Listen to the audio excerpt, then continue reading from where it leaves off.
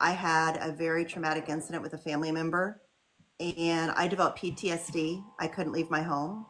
I had extreme panic and anxiety attacks. What if I would have stayed there?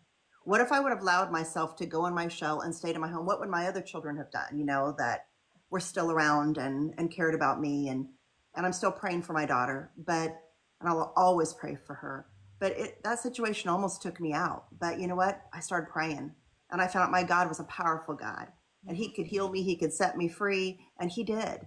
And so if I had taken that thought captive, all these horrible things that were coming at me, I would not be able to do what I'm doing. We cannot partner with the lies of the enemy.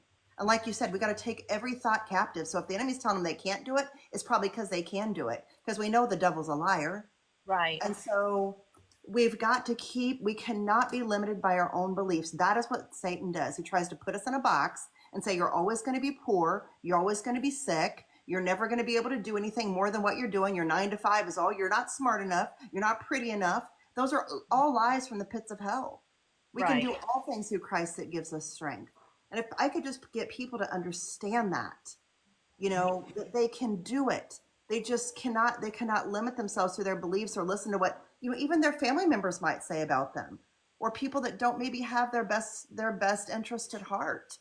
We've got to know we are one of a kind masterpiece, and we can do whatever we set our mind to. And that's the difference between successful people and not successful people. Oh yeah. That's so good.